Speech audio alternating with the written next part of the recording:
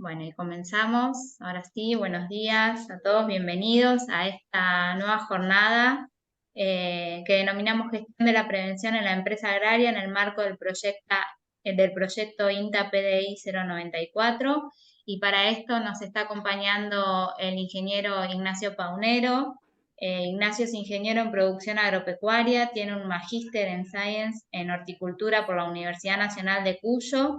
Es especialista en higiene y seguridad agraria por la UBA y es extensionista de la Estación Experimental San Pedro de INTA. Así que bueno, Ignacio, lo primero, le agradecemos muchísimo la colaboración en el día de hoy y bueno, lo vamos a escuchar atentamente. Si les parece bien, dejamos abierto un bloque de preguntas hacia el final para que puedan consultar con Ignacio dudas o inquietudes que vayan surgiendo. Así que muchas gracias, Ignacio, adelante. Bueno, muchas gracias. Muchos saludos a todos los que están conectados. Yo soy investigador de la Experimental San Pedro y les quería hablar de la gestión de la prevención en la empresa agraria, o también podría haber sido el título Gestión de la higiene, seguridad y ergonomía en la empresa agraria. Cuestiones que son comunes en la industria, pero que en el sector agropecuario todavía son bastante incipientes estas actividades. Entonces, los temas que vamos a ver son un poco el marco legal que existe en la Argentina y algunos antecedentes en los que hace al tema de gestión, algunos conceptos básicos para entender a qué nos referimos cuando hablamos de gestión de una actividad cualquiera, y algunas herramientas prácticas para el día a día del trabajo en estos temas en una empresa agropecuaria o agraria.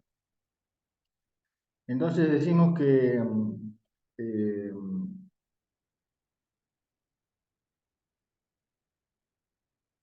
acá se demora para pasar, ¿no? Los antecedentes son ya desde la Constitución Nacional, en el artículo 14 bis, dice que el trabajo en sus distintas formas deberá contar con la protección de las leyes y que asegurarán al trabajador condiciones dignas y equitativas de labor. Ya están planteadas desde nuestra Carta Magna esta protección del trabajo que no se puede realizar de cualquier manera, sino que habla de condiciones dignas.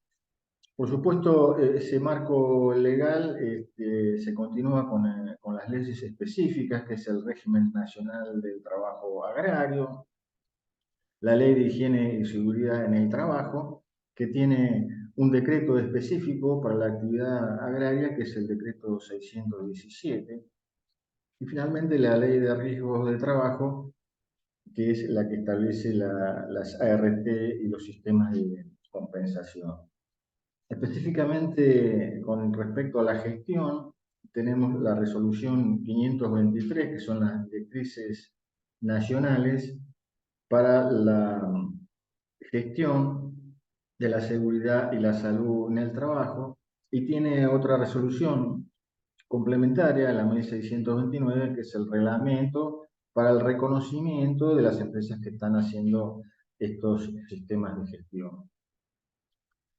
Por supuesto, hay normas internacionales que nos sirven de referencia. Por aquí quiero hacer una acotación. La norma internacional ISO es internacional, pero tenemos que saber que dentro de las ISO hay un comité argentino que tiene representantes de funcionarios del IRAM, que es el Instituto de Racionalización Argentino de Materiales, de manera que estas normas internacionales no dejan de tener su componente argentino. Y por otro lado, estas normas, antes de ponerse en práctica, realizan una consulta pública para ver si alguna persona quiere agregar algo o alguna corrección. Entonces, dentro de las ISO, la primera es la ISO 9000, que es referida a la gestión de la calidad, sería la puerta de entrada para asegurar un sistema de gestión a una empresa que quiere asegurar y certificar distintos aspectos. En este caso, la puerta de entrada es la gestión de la calidad. La ISO 14000 es referida a la gestión ambiental y la que está en uso actualmente es la 18001, la OSHA de salud y seguridad, que fue reemplazada ya actualmente por la ISO 45001 de salud y seguridad en el trabajo, que es lo que nos vamos a referir en esta charla. Y otra norma que nosotros tenemos que consultar es la IRAM 3800, que es la que fija distintos conceptos y terminología para que todos hablemos de lo mismo cuando estamos utilizando ciertos términos. Por supuesto que esto eh, tiene además la incumbencia de otras profesiones, que son los licenciados en higiene y seguridad, pero les menciono acá la documentación que tienen que presentar, ya les digo, otros profesionales, que son el relevamiento general de riesgos laborales, que es en base a la resolución 463 y modificaciones posteriores. El relevamiento, acá cuesta que pase, el relevamiento de agentes de riesgos, el llamado RAR, que es la resolución 37 del 2010 y modificaciones posteriores. Y finalmente el sistema de vigilancia y control de sustancias y agentes cancerígenos. Todo esto para indicar a qué riesgos están sometidos nuestros trabajadores. Algunos se presentan cuando se inscribe un establecimiento o cuando se cambia de la RT, y otros, como el último, que se deben presentar todos los años. Pero esto, repito, lo hace ya otro profesional, que es el licenciado en higiene y seguridad. Por supuesto, existen distintas normas de calidad y seguridad para el sector agropecuario. Acá me gusta colocar esta foto de unos colegas de la Secretaría de Agricultura, donde hablan desde buenas prácticas referidas a la producción, como por ejemplo algunos sellos y sistemas nacionales propios de distintos países, sistemas internacionales. La que se usa acá en San Pedro, por ejemplo, es la Global Gap, que es un sistema de aseguramiento de la calidad que nos permite vender, por ejemplo, en nuestro caso, las naranjas en Europa. Y la Global Gap surgió a partir de la EUREP Gap. Y les cuento un poquito la historia. Ustedes saben que cuando ocurrió la desgracia de la explosión de la central nuclear de Chernobyl, los europeos, mucha verdura y hortalizas venían del este europeo, los consumidores empezaron a preguntar en los supermercados de dónde venían estas hortalizas. Y entonces, a partir de ahí, surgió la primera denominación, que era EUREPGAP, que era justamente surgida a partir de los supermercados.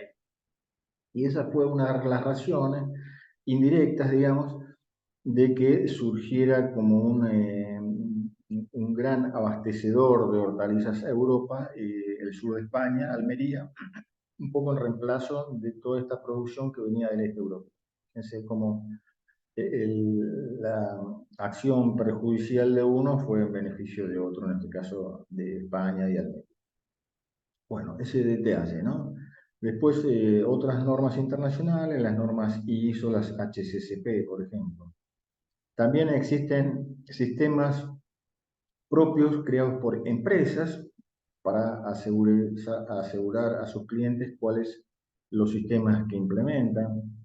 Otros sistemas que protegen el medio ambiente, como todo el tema de la huella de carbono, que hoy es tan importante y es tan requerido, que cada alimento, cada producción tenga medida su huella de carbono o cuánto carbono liberan a la atmósfera, ¿no? Así hay también distintos sellos que miden la huella de carbono, todo lo que es los productos orgánicos o de baja utilización de agroquímicos o agroecológicos, los sellos de protección de la naturaleza, distintos animales, y hasta las normas éticas laborales. Una de las más conocidas es la de Fair Trade, comercio justo, que surgió justamente como una forma de asegurar a los países en vías de desarrollo, especialmente del África, por ejemplo, que recibieran por su materia prima un precio internacional, un precio justo. Bueno, algunos antecedentes que le puedo nombrar de lo que es los sistemas de gestión. Fíjense, está el ciclo de Deming.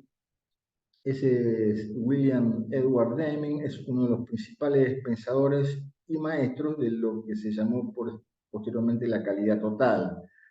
Es un norteamericano que nació en Iowa. Bueno, fue un estadístico, profesor. El tema es que él hizo la mayor parte de su carrera trabajando en empresas privadas en Japón. Y entonces, en el Japón de la posguerra, fíjense que entonces estamos hablando que no es un tema nuevo, por supuesto. Y entonces, ese Deming creó este ciclo que traducido sería planificar lo que se va a hacer, hacerlo, verificar que se ha cumplido lo que se había planificado, corregirlo y actuar en consecuencia. Entonces les comentaba que este Deming trabajó durante muchos años en Japón, eh, mucho en empresas, no quiero nombrar porque no me las voy a acordar, pero por ejemplo en Toyota trabajó mucho tiempo, y entonces es un poco el principal antecedente de todo lo que es calidad total. Otro antecedente es las directrices de la Organización Internacional del Trabajo relativas a sistemas de gestión de salud y seguridad total. Esto ya es del año 2011. Establece estos siguientes puntos. Primero, la política, donde es la política de salud y seguridad, donde se tiene que consultar necesariamente a los trabajadores. Fíjense que las políticas son expresión de lo que la empresa se compromete a hacer, en este caso referido a la salud y seguridad en el trabajo, que no debe ser más de una carilla y generalmente son 10 o 12 puntos, donde el primero es cumplir con la ley. Fíjense, cuando uno entra en las cadenas de las hamburguesas tan conocidas, en la puerta ya vemos política de la empresa. Bueno, justamente una de las características de las políticas de salud y seguridad en el trabajo es que deben ser conocidas por todos, inclusive por los clientes. Bueno, el segundo punto es la organización. La organización es la responsable, tiene la responsabilidad de la implementación de todo esto y la rendición de cuentas. Debe ser competente y a su vez debe procurar la formación de sus trabajadores, encargada de llevar toda la documentación de salud y seguridad en el trabajo y realizar la comunicación tanto interna como hacia la comunidad. Luego tenemos la planificación y aplicación. Es el examen inicial o el diagnóstico para realizar la planificación, la elaboración y la aplicación del sistema. Fija los objetivos de la empresa y detecta los peligros a los que están expuestos los trabajadores. Luego viene la evaluación, que es la supervisión y evaluación de los resultados, la investigación y auditoría de los desvíos que puede haber con respecto a la política que se había fijado, y todo esto debe ser realizado por los directivos a nivel de la más alta conducción de la empresa. Y finalmente, las medidas preventivas y correctivas que se van haciendo en forma permanente a medida que se van detectando desvíos, y lo que lleva a lo que se llama la mejora continua. Ahí abajo le puse un link corto para que ustedes puedan ampliar estos conceptos que lo vamos acá muy rápido. Entonces llegamos a la ISO 45001 de salud y seguridad en el trabajo, donde también están insertos estos círculos de Venning, que era planificar, hacer, verificar y actuar, donde intervienen tanto cuestiones internas y de los trabajadores en un contexto de la organización que fija sus políticas y las necesidades y expectativas de tanto los trabajadores como de otras partes interesadas, como por ejemplo los clientes o la sociedad o el medio donde está inserta la empresa. Entonces tenemos, ahí también abajo les puse los links para ampliar. Entonces tenemos, por un lado, decimos planificar, que es determinar y evaluar los riesgos para la salud y seguridad en el trabajo y todos los procesos necesarios para conseguir los resultados de acuerdo con esa política que se había fijado la empresa. Luego, hacer, que implica implementar lo que se había planificado, verificar, que es hacer el seguimiento y medición de las distintas actividades y los procesos para ver si se cumple la política y los objetivos que se habían fijado e informar de los resultados. Fíjense que acá hay un puntito que quiero resaltar algo, que es hacer el seguimiento y medición de las actividades. Hoy es un tema muy tenido en cuenta la determinación de índices, de todas las cosas. Nosotros inclusive en los proyectos de índices fijamos índices, que son los índices, parámetros que pueden ser cuantificados, que nos permiten hacer mediciones para saber de un año a otro o de 6 meses a la distancia si se han mejorado, si se sigue igual o inclusive se ha desmejorado alguno de los objetivos que se habían planteado, ¿no? Es un tema candente, la aplicación de índices de evaluación. Y por último, actuar, que es tomar las acciones para mejorar el desempeño de la seguridad y salud en el trabajo para alcanzar los resultados que se habían fijado en la política de salud y seguridad.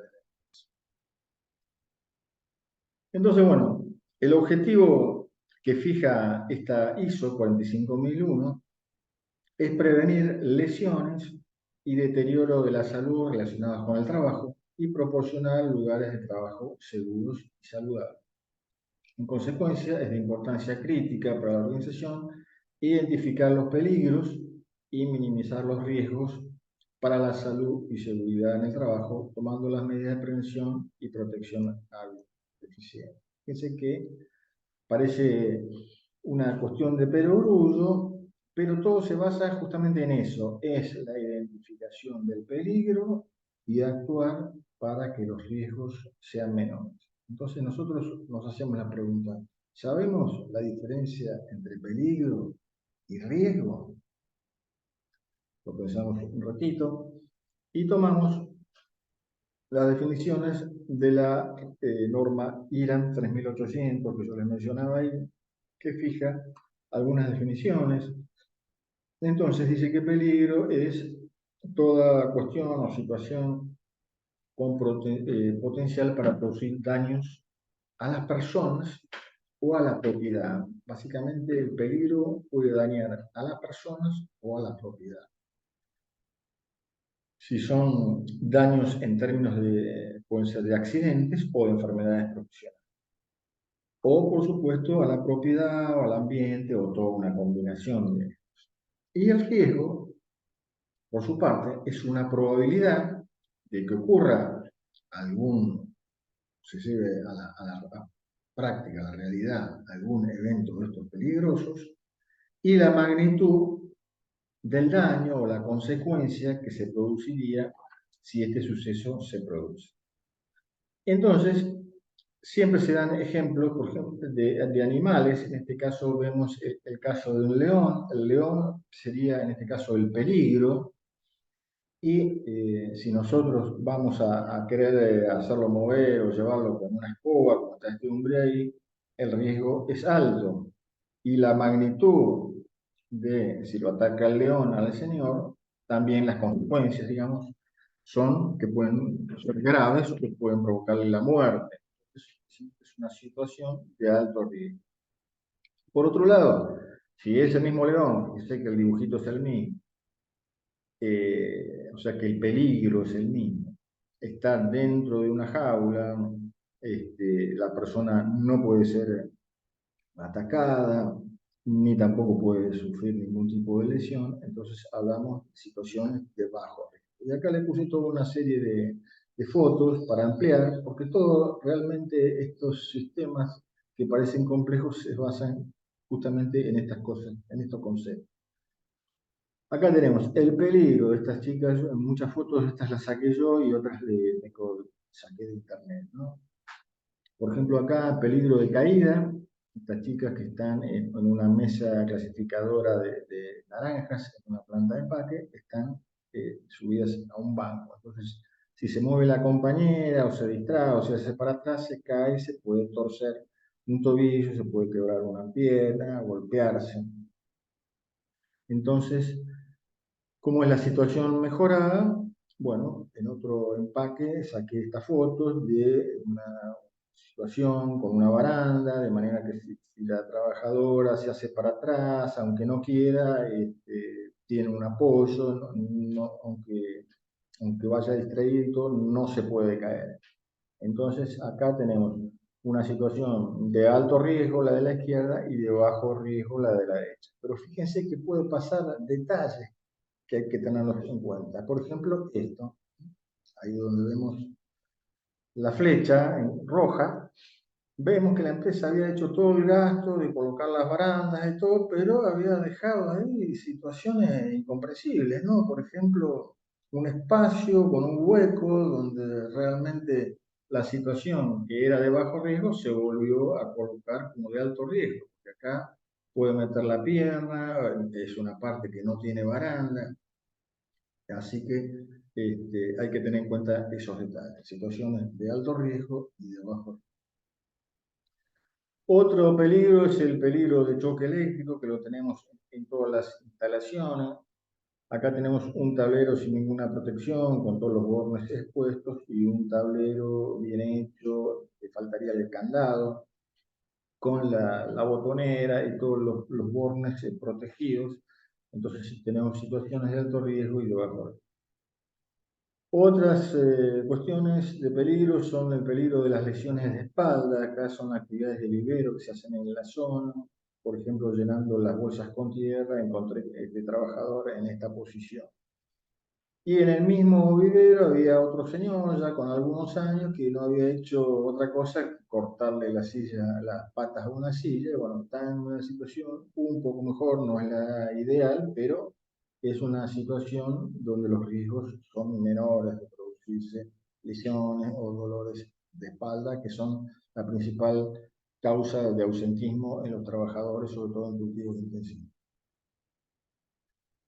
Otra situación en este caso es la carga de las batatas. Esta zona también se hace de batata, de San Pedro. La carga de esas bolsas que tenían más de 50 kilos al hombro, así, muchas veces apoyadas sobre la cabeza. Felizmente ese tipo de carga ya fue reemplazada por la cosecha en bolsones de 400, 500 kilos, y después estos bolsones son levantados con maquinaria, con aporte de energía hidráulica. Entonces pasamos de una situación de alto riesgo de lesiones de espalda a una situación de bajo riesgo. Otro tipo son las ayudas mecánicas, desde pequeños montacargas manuales, carretillas, montacargas de distintos tipos. El transporte del peligro de cortarse con herramientas de corte, por ejemplo, sobre la actividad de la poda, los cuchillos, las tijeras. Estos deben ser transportados todos en fundas.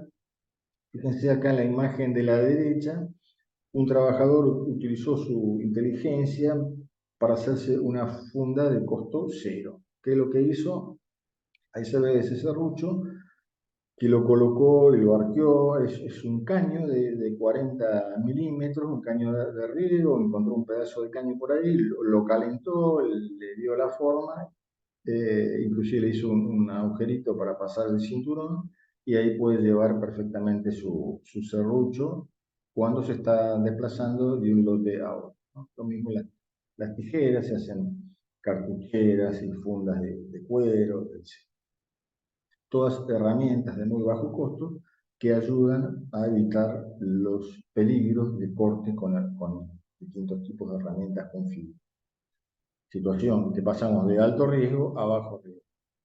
Otra herramienta de las que yo les contaba que podemos hacer son los checklists o listas de verificación. En este caso hicimos una lista de verificación para depósitos de fitosanitarios. ¿Qué es lo que tenemos que poner sintéticamente en estas listas, que deben ser de no más de 2 carillas, 1 carilla y media, 2 hasta 3 carillas? Siempre este tipo de listas deben ser cortas, muy comprensibles y de rápido llenado. Justamente es una verificación rápida para detectar cualquier cosa que esté fuera de orden, para resolverla rápidamente. Entonces se colocan los datos de la empresa, quién es el responsable de la verificación y quién fue el supervisor que hizo este listado. Y decimos consultar al trabajador. Siempre es importante cuando se realizan este tipo de listas de verificación, consultar a los trabajadores o a las personas que utilizan esto todos los días, porque nos podemos encontrar con situaciones que no estaban planteadas o bien situaciones que no son realizables en la práctica. Entonces, ¿qué es lo que tenemos que tener? En la primera columna, los distintos ítems. Los ítems deben tener un número que es diferente para cada ítem. Cosa de que si yo hablo del punto 1 es ventilación y si hablo del punto 2 es cartelería. No hay posibilidad de error, de confundirme de ítem. Después van las columnas sencillas de si cumple los requerimientos o no cumple los requerimientos. Y si no cumplen los requerimientos, en las observaciones le ponemos qué es lo que hay que hacer. En el caso, por ejemplo, de luces, ahí se detectaron que no cumple porque hay unas lamparitas quemadas. Entonces, inmediatamente cambiar las lamparitas quemadas. Generalmente se puede poner otra columna con un plazo para adecuar la situación, pero como regla general tenemos que saber que si realizamos una verificación y tenemos algo que lo podemos arreglar en el momento, siempre es mejor tomar la decisión de hacerlo arreglar en ese momento, no esperar. Salvo que sean herramientas o elementos que hay que pedirlos que demoran un tiempo en conseguirse. Bueno, estos son ejemplos de listas de verificación. Otra herramienta que podemos utilizar, que también la desarrollaron en la empresa Toyota en los años 60, por influencia de este Benning que les comentaba, es el método de las 5S. 5S porque son 5 palabras japonés que empiezan con la letra S. Seiri, que es la primera, Seiton, Seiso, Seiketsu y Shitsuke. ¿Qué significan cada uno? La primera es clasificar. Clasificar las cosas que voy a usar en ese momento y las que no voy a usar, las regalo, las reciclo, las guardo en un lugar más alejado, etc. Tengo cerca lo que uso permanentemente. Organizar. La segunda. Cada cosa debe tener un único y lugar exclusivo donde puedo encontrarla con facilidad, o la puedo encontrar o puedo ver con facilidad si me está faltando. Y entonces todo lo que yo uso, después lo debo colocar de vuelta en ese lugar para que esté accesible para el próximo uso. El tercero, Seiso, limpiar. Es importante que cada trabajador sepa cuál es su puesto de trabajo y por supuesto su puesto de trabajo lo debe mantener limpio, ordenado. Hay un viejo adagio que dice, nadie, si no querés limpiar, mejor no ensuciar. Entonces, prevenir los focos de suciedad y tenerlos en la cuarta, que es estandarizado. Tenés el tema del mantenimiento del orden. Ya hiciste el orden, bueno, mantener el orden, establecer estándares que permitan sistematizar todas esas acciones.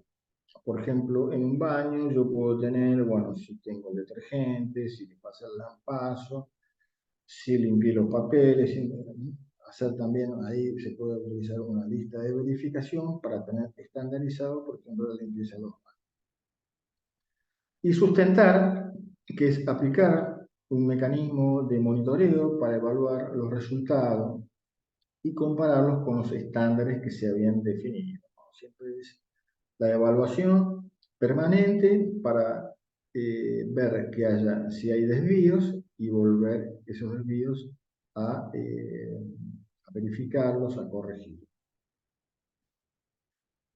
Bueno, algunas fotitos que acá les puse, estas son sacadas de internet. Organizar, decimos, organizar el SiteTone, que es el típico tablero de herramientas que por un lado me permite ubicar rápidamente la herramienta que necesita y si me falta alguna me permite identificar cuál es la que me está faltando. Otra situación de antes y después, ¿no? Limpiar y estandarizar los galpones en vez de que esté todo tirado, todo sucio, antes y después vemos cómo queda una vez que está limpio y estandarizado dónde van las herramientas, dónde se realizan cada trabajo. Bueno, ustedes me dirán, ¿y eso lo tengo que hacer para todo? Bueno, para todo se necesitan los procedimientos de trabajo escritos, los procedimientos operativos de trabajo, o procedimientos de trabajo, tienen distintos nombres que son siempre escritos y deben estar en una carpeta, en los establecimientos. Y ustedes me dirán, bueno, pero hay que hacer procedimientos para todos los trabajos. No, básicamente hay que hacer procedimientos para algunos trabajos, fundamentalmente para tres. Decimos, los procedimientos para tareas que son susceptibles de generar riesgos graves o muy graves. Aquellas tareas donde si se hace algo mal puede haber un herido grave, puede haber un muerto, tanto del establecimiento como de las adyacencias. Otra, lo que necesita un procedimiento de trabajo son las tareas que son consideradas críticas. ¿Cuáles son las actividades críticas? Aquellas actividades que hacen a la esencia de lo que se hace en ese establecimiento, que son los que caracterizan la actividad de ese establecimiento. Y finalmente, las tareas a ejecutar que no son rutinarias. ¿Cuáles son las tareas no rutinarias? Por ejemplo, si instalé un motor pesado, que lo tuve que poner con una grúa, o traer una bomba de profundidad que la puse una vez hace 15 años. Bueno, entonces, actividades que no se realizan en forma rutinaria y entonces no hay un recordatorio de cómo se deben hacer en forma segura. Entonces se hace un procedimiento de trabajo. Estos son los tres casos mínimos para los cuales se necesitan procedimientos de trabajo escritos, que repito, tienen que estar en una carpeta disponible por todos, donde la persona que tiene alguna duda va y consulta cómo se hacía ese trabajo. Una de las actividades que podemos decir considera críticas, en el caso de la producción agropecuaria, son, por ejemplo, la aplicación de agroquímicos, que puede afectar tanto a los trabajadores, tanto a las medio ambiente. Bueno, entonces otra cuestión que pueden preguntar es qué componentes o qué tiene que tener un procedimiento de trabajo. Los componentes que tiene un procedimiento de trabajo son, por supuesto, en primer lugar, la descripción del trabajo. Hay un viejo lema que dice, nadie puede hacer prevención de aquello que no conoce. Obviamente, primero tengo que describir cómo es el trabajo que tiene que hacer con las herramientas que tiene que utilizar. Inmediatamente van los riesgos a los que está expuesto el trabajador al realizar ese trabajo, qué medidas de prevención tiene que tomar, los EPP, que son elementos de protección personal que tiene que utilizar y por supuesto esto va con las firmas de los responsables. Siempre tiene que haber por lo menos la firma del que va a hacer la actividad y la firma del supervisor. Ahí también abajo les puse un link para ampliar. Entonces, acá les pongo un ejemplo de procedimiento de trabajo de aplicación de agroquímicos con mochila que tenemos acá en la estación experimental. Entonces, en primer lugar dijimos la descripción del trabajo a realizar. ¿Cómo es el trabajo? Bueno, las sustancias que se van a utilizar son recomendadas por un ingeniero agrónomo responsable que va a indicar el producto y la dosis. ¿En qué consiste el trabajo? El trabajo consiste en aplicar químicos, agroquímicos, con una mochila manual, en este caso, que puede pesar hasta 20 kilos. Entonces el trabajador se desplaza caminando, pulverizando los diferentes tipos de agroquímicos sobre las plantas, que pueden estar ubicadas tanto dentro de invernaderos como a cielo abierto. Nosotros tenemos hortícolas y frutícolas. Inmediatamente tenemos que poner los riesgos. ¿Cuáles son los riesgos? Bueno, por un lado el peso de la mochila, que ronda entre 10 a 20 kilos, se pueden producir malos esfuerzos, sobreesfuerzos y producirse dolores lumbares, dolores dorsolumbares. Otra cosa es por caminar en tierra movida o húmeda, dentro de invernadero o de campo, pueden haber resbalones, caídas, lo que se llama técnicamente caída a nivel, y por supuesto la intoxicación, en este caso aguda, si hay síntomas inmediatos por inhalación o contacto con la dermis de los productos químicos que están aplicados. Las medidas de prevención son, bueno, no pulverizar en caso de viento, o sea que tiene que ver con las condiciones ambientales que ya se las va a recomendar el ingeniero agrónomo que las puesto en lugar, que tenga capacitaciones sobre posturas ergonómicas y cómo es el levantamiento manual de carga, que debe higienizarse las manos, bañarse y ponerse ropa limpia luego de la aplicación. Una vez vaciado el envase, entregarlo al responsable de residuos peligrosos que los va a disponer de acuerdo a la ley de envases vacíos. Los elementos de protección personal que debe utilizar, bueno, los trajes, mameluco impermeable, botas, guantes de acrilonitrilo, antiparras, semimáscara y la firma del trabajador que hace el trabajo y la firma del responsable. Bueno, todo esto, fíjense que entra, acá no entraba, pero entra en una carilla y debe estar disponible en todo momento estos procedimientos de trabajo. Por supuesto, habíamos dicho que los trabajadores, nosotros tenemos que hacer un listado, un relevamiento de los agentes de riesgos a los que está expuesto. ¿Eso para qué es? Es para que haya paralelamente o como consecuencia de esos riesgos a los que está expuesto un seguimiento médico. Por supuesto, esto lo lleva también el licenciado en Higiene y Seguridad. Hay distintas revisaciones médicas que se hacen, pero nosotros nos vamos a enfocar en el seguimiento médico periódico, que se realiza cada 6 meses, cada un año, según la peligrosidad del producto al que vamos a estar expuestos los trabajadores, al que van a estar expuestos los trabajadores. Bueno, acá les puse algunos ejemplos. Caso del ruido. El trabajador va a estar expuesto a trabajar con una motosierra que es ruidosa, lo estamos identificando que es ruidosa, entonces ese ruido lo tenemos que medir con un instrumento y un procedimiento estandarizado que se utiliza el sonómetro integrador o decibelímetro, por la escala que utiliza. Bueno, ahí medimos con ese aparato que mide 100 decibeles, que es una escala logarítmica, está por encima de lo que marca la legislación, que son 85 decibeles. Entonces debo aplicar medidas de control. En este caso se han elegido elementos de protección de copa o tapones endobrados. Acá tengo que tener en cuenta dos cosas. Esto ya es función del ingeniero agrónomo o el encargado de las compras. ¿Qué tiene que hacer? Tiene que ver en cuenta el NRR, que es un dibujito que aparece en el costado de la caja, que nos va a indicar el nivel de reducción de ruido que tiene ese elemento de protección personal. Y por supuesto, nunca trabajar en valores límite. Si yo medí 100 decibeles, no lo voy a llevar exactamente a 85, sino que lo tengo que disminuir más, ¿no? Entonces, el nivel de reducción de ruido que tiene que tener el protector auditivo debe ser por lo menos de 20 o 25 o 30 decibeles, de niveles de atenuación.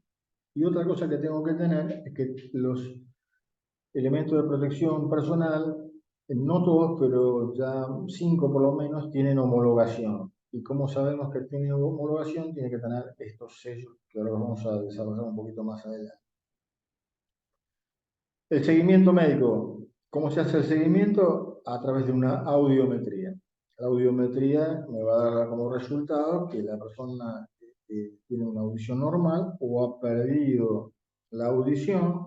En todo caso, ahí nos damos cuenta que si perdió la audición, los medios de prevención que hayamos tomado han fracasado y la ley lo que me autoriza es cambiar de puesto de trabajo a esa persona, ya que la audición no se recupera la pérdida.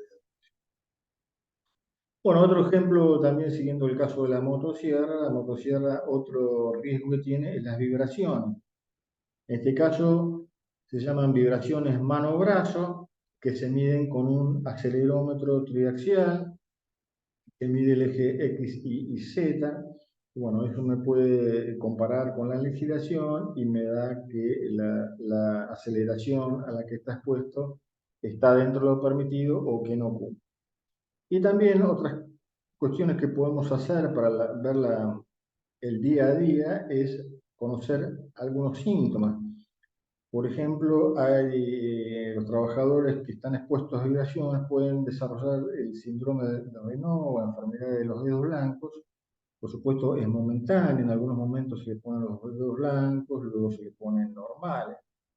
Y entonces esa es producida por vibraciones, o si no también es el síndrome del túnel carpiano, donde hay una inflamación del tendón que pasa por encima de los nervios y entonces la persona siente como un hormigueo o dolor como si le clavaran alfiler en la palma de la mano. Todo eso tenemos que estar atentos los que estamos al frente de los establecimientos para verificar las condiciones de salud de los trabajadores. Algunas cosas.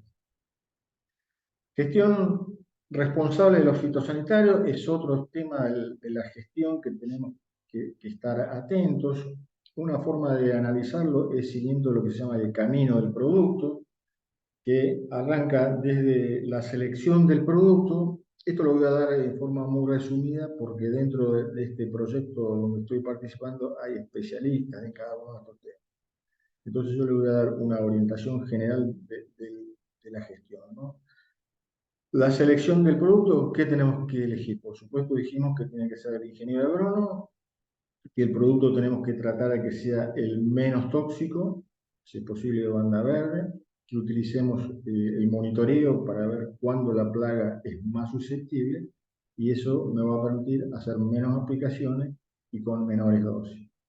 Tener en cuenta todo el tema del transporte de los productos hasta llegar al almacenamiento. El transporte se debe hacer por lo menos en la caja de la camioneta y no donde va circulando la persona que maneja. El lugar del almacenamiento debe ser en lugares alejados de fuentes de agua, con pisos impermeables y ventilación natural permanente. La utilización de los elementos de protección personal ya lo tenemos que hacer desde el momento que estamos abriendo el frasco, porque el producto está puro, o sea, durante la preparación de la mezcla y durante toda la realización del tratamiento. Debemos utilizar esos elementos de protección personal que ya vamos a ver las características. Luego de la aplicación, el trabajador debe higienizarse, bañarse, cambiarse de ropa y los envases seguir las disposiciones de la ley de envases vacíos actualmente. Entonces decimos que los elementos de protección personal deben ser de acuerdo a la vía de ingreso del producto al organismo. La vía de ingreso respiratoria se utilizan las máscaras, que pueden ser semimáscara complementada con una antiparra o una máscara de cara completa. En los dos casos con filtros para vapores orgánicos. Tenemos que comprar filtros para vapores orgánicos.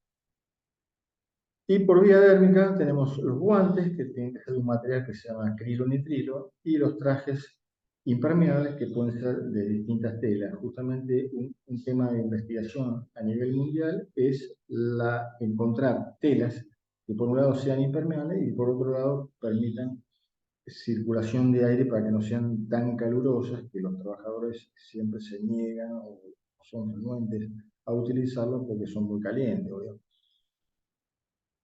Bueno, verificar que los elementos de protección tengan este certificado, que es de la resolución 896, donde se establece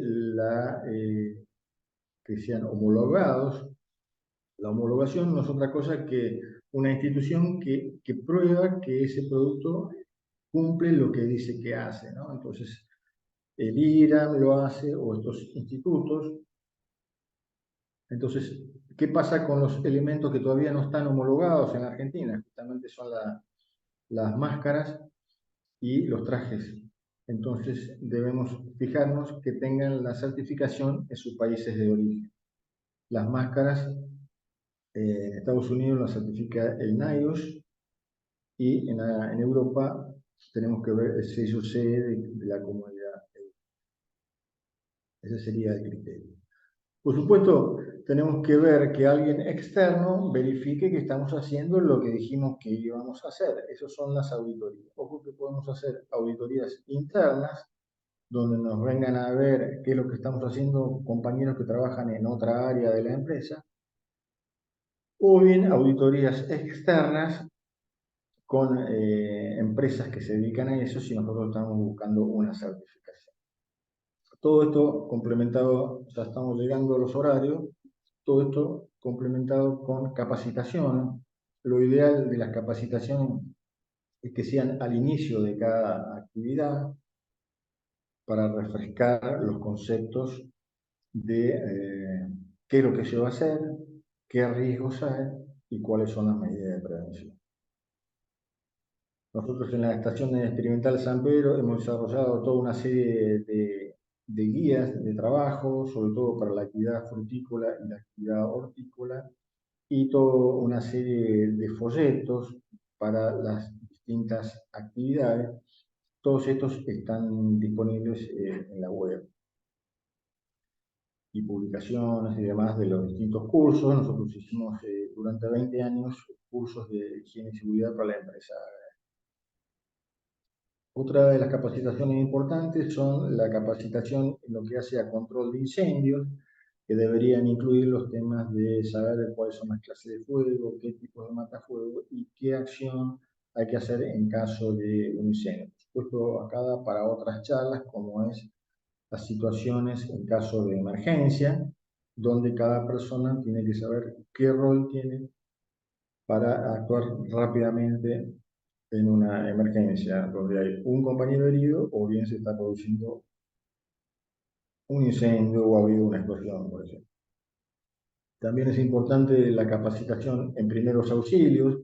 Por lo menos una persona de cada turno tiene que estar capacitada en lo que es el traslado de un herido o el actuar ante una herida cortante o algún auxilio que tenga que ser justamente en esa primera hora del accidente, es lo que puede salvar la vida de una persona hasta que llega a la ambulancia o hasta que se lo lleva al hospital, ¿no? Por eso es importante conocer los primeros auxilios.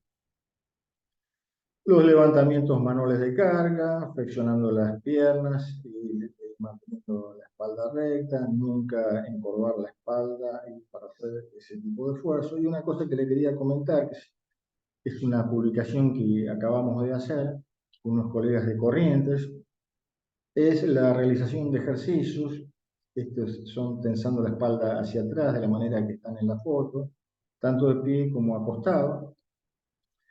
Este es un trabajo que hicimos con un kinesiólogo, Martín Moro, en trabajadores de dos establecimientos hortícolas en la provincia de Corrientes, que realmente lo hicimos en el año 2022-2023 y lo acabamos de publicar, donde se obtuvieron resultados muy concluyentes con respecto a disminuir los dolores de espalda en trabajadores que trabajan todo el día agachados, encorvados, en este caso cosechando tomates, pimientos ahí en Corrientes, y ha disminuido mucho los ausentismos con respecto a poblaciones testigos, ¿no? Se hizo un estudio en trabajadores que hicieron los ejercicios y otros testigos que no hicieron los ejercicios. Los resultados fueron concluyentes.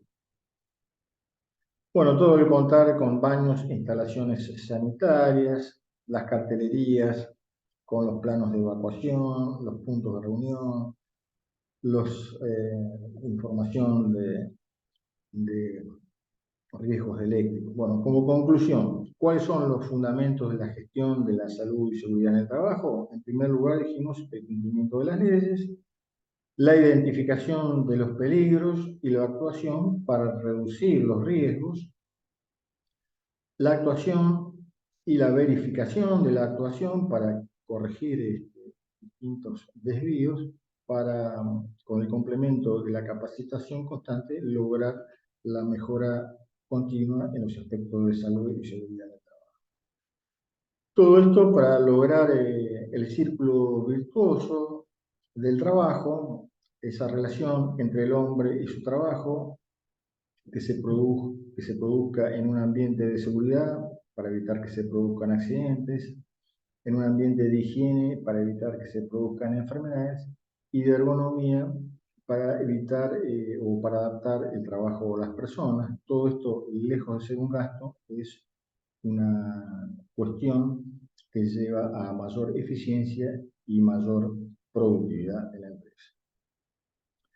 Bueno, para ampliar, acá le dejo algunos links que se han recuperado. Ustedes saben que el INTA tuvo un hackeo y entonces mucha información todavía no la podemos recuperar. Así que ahí le pongo algunos links de cosas que hemos recuperado y ahí el último les puse PDF porque si ustedes quieren me lo piden y yo se los mando, lo tengo en PDF. No lo hemos podido recuperar en los links. Bueno, muchas gracias y estuve justo, ¿no? Creo que más o menos en Sí, una horita, justito lo una que horita, nos había comentado. justo una hora. Bueno, a Bueno, ver, si les parece, bueno, ahora podemos abrir un bloque de preguntas. Si tienen consultas para hacerle a Ignacio o comentarios. Bueno, este sería el momento que lo tenemos conectado. Así que los invitamos, si quieren habilitar los micrófonos. O, a ver, si quieren poner algo en el chat, también lo podemos leer por ahí. No, eh, no hay- eh, justamente es un tema interesante el tema de la gestión del día a día de la salud y seguridad en el trabajo, que está muy desarrollado, como ustedes han visto, en la industria, pero no tanto en el sector agropecuario. Nosotros tenemos casos de ejemplos muy promisorios, como por ejemplo en la provincia de Córdoba, con la implementación de las buenas prácticas agrícolas. También hay ejemplos en la provincia de Buenos Aires con respecto a la implementación de las buenas prácticas en los manejos de suelo. En fin, en la parte hortícola y frutícola ya son obligatorias las buenas prácticas agrícolas. Y bueno, en fin, toda la tendencia y la corriente va en ese sentido, donde en todas ellas se incorporan capítulos referidos al cuidado de la salud y la seguridad del trabajador, que es el artífice de estos trabajos. Así que bueno, si no hay preguntas, ha sido un gusto introducirlos en estos conceptos y también irles anunciando que en el 2024, en el marco de este proyecto 094 que se está iniciando en el año 2023, cada punto que yo les traté ahí medio por arriba, digamos, hay un especialista de distintos lugares o distintas estaciones experimentales de Argentina, que bueno, ya vamos a planear con el CEPIA de ir haciendo charlas durante todo el 2024 de cada tema en particular. Bueno, sí, Ignacio, justamente eso les iba a adelantar, que estuvimos conversando con Ignacio y la idea es que esto sea como una charla general para poder ampliar, focalizar bien las temáticas para el próximo año. Y ahí en el chat hay comentarios, Ignacio, muchísimas gracias, muy buena la charla. Eh, Esperamos más difusión entre todos, así que bueno, le agradecemos muchísimo, Ignacio, la colaboración hoy. Ahí puede verlos en el chat y estamos en contacto. Muchísimas gracias a todos por habernos acompañado. Bueno, gracias a todos, ¿eh? Gracias. Gracias. Hasta luego. Buen Buenos día. días.